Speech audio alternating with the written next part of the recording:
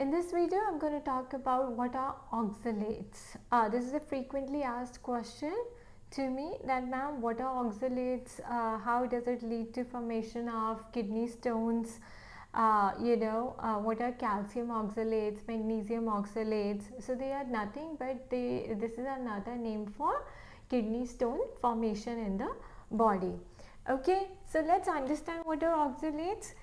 Kidney stones are formed due to high consumption of foods that are rich in oxalates. What are oxalates? Oxalates are known as oxalic acid and they are naturally occurring compounds in plants. So basically they are known as oxalic acid and they they exist in the form of oxalic acid as naturally occurring compounds in plants, which means we eat them through food. So whenever you're consuming a plant or a food, guys, you are actually consuming oxalic acid, which eventually turns into oxalates in the body, and our body makes them as well. Alright, so what do oxalates actually do and why are they harmful to the body? So oxalates, when we eat in the food, they bind to calcium in the body and magnesium, the two important minerals that are needed for the bone, for healthy bones in our body. They bind to calcium and magnesium, and when they leave, when they leave the body, they actually take calcium and magnesium from the body out. It bind to the calcium and magnesium and thus lead to the formation of kidney stones, because then your body becomes deficient in calcium and magnesium. So what does kidney start doing? It starts forming stones because it's dehydrated, it needs calcium, it needs magnesium, and there's a lack of water, there's deficiency of these important minerals, right? So these kidney stones are called as calcium oxalate and magnesium oxalate. Now guys, if you have IBS issues or mold infection or Candida, especially the Candida, the risk of formation of oxalates goes up, because when you have IBS issues, you get on the diet of low FODMAP diet, right? You are eating a diet that is rich in oxalates. Low FODMAP diet is rich in oxalates, okay?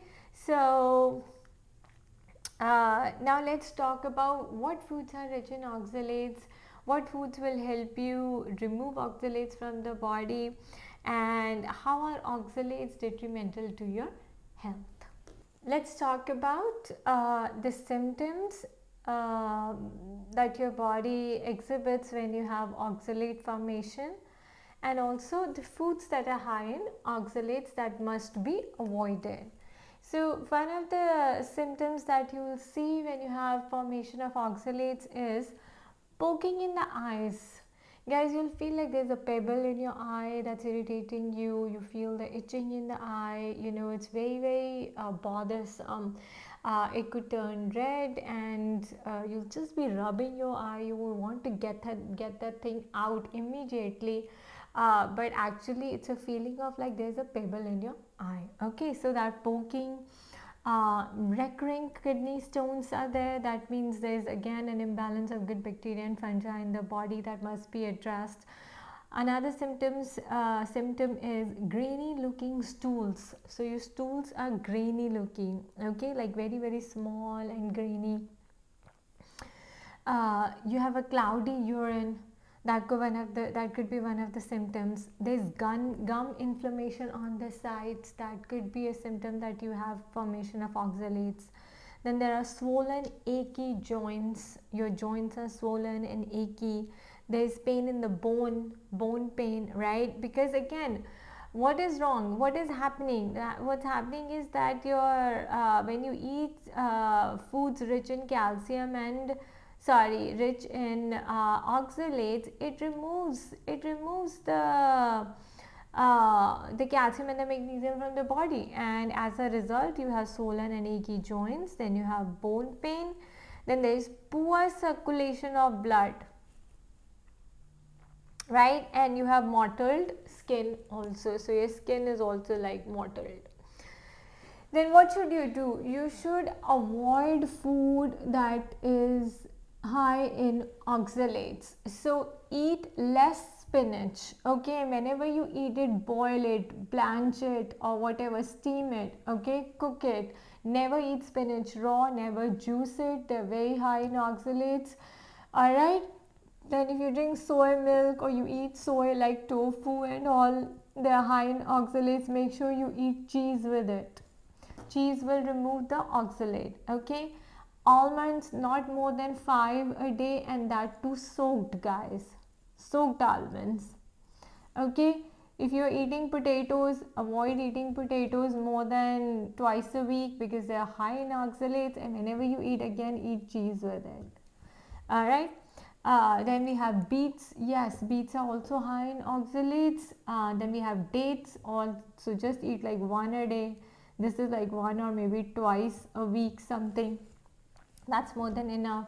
Dark chocolate also must be eaten in limited amounts because one, it has uh, it triggers acid reflux, dark chocolate, even though it's really good for other reasons. But second, also dark chocolate is high in oxalate. Then third are raspberries. Okay, and then fourth is kidney beans. So these are the foods that are on the top of the list of oxalates, oxalate formation, which must be avoided if you are experiencing IBS issues or mold infection, or there is Candida, there is an imbalance of fungi and bacteria in your body, or you just have problem of recurring kidney stones. Then you must modify your diet. Okay. Now let's talk about the problems that oxalates can cause. Let's talk about what problems can oxalates build up in the body lead to.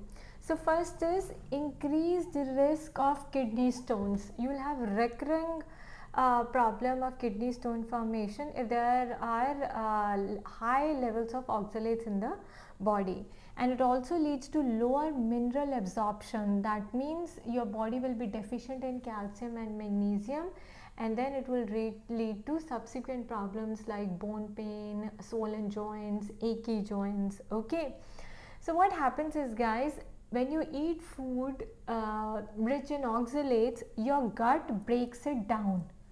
But when you take antibiotics, they can lessen the good bacteria in your gut that help in the breaking down of oxalates. So when you eat food rich in oxalates, what happens is your gut breaks down the oxalates.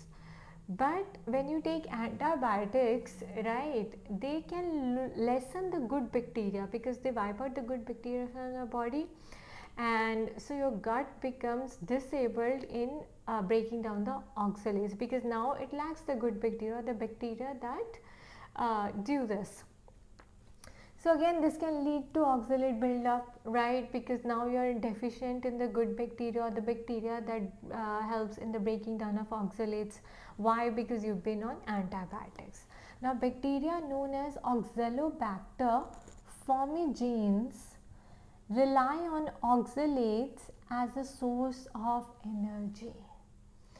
So taking antibiotics can wipe out this bacteria, and this will lead to quick oxalate buildup.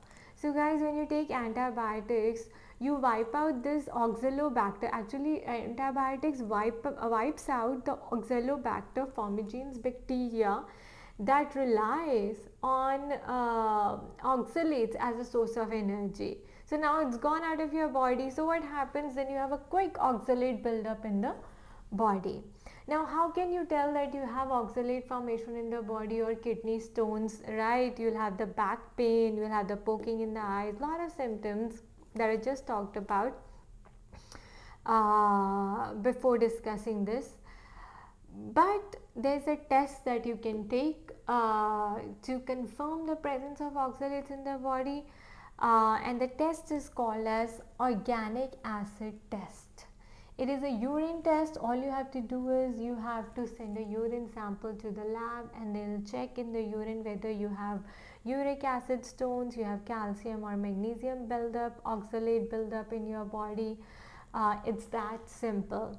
And one of the labs that does this test in America is Great Plains. You can look it up online, and you can just order a kit. You don't even need a doctor for that. You can go on their website, order a kit, the organic acid test kit, and send them a urine sample, and they'll check for you if you have presence of oxalates. And remind you guys, this is not going to show up in ultrasound, it is not going to show up in MRI, CT scan. So don't even bother going for ultrasound or anything. I mean, if there is an immense amount of pain and your doctor recommends that you must go for ultrasound, if the doctor suspects that there could be gallbladder stone or kidney stones, then you must. But otherwise, urine tests can confirm the presence of oxalates in a very simple and gentle way. Alright, now we're going to talk about what is the solution to all of this. What should you do to prevent the formation of oxalates? Let's talk about the solution to prevent formation of oxalates.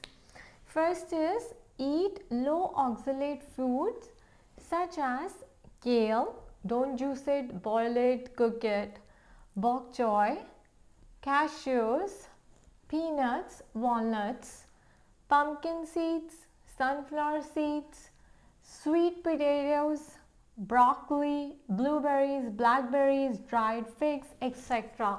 are all low oxalate foods, and they are well tolerated when you have IBS issues too, except for the nuts.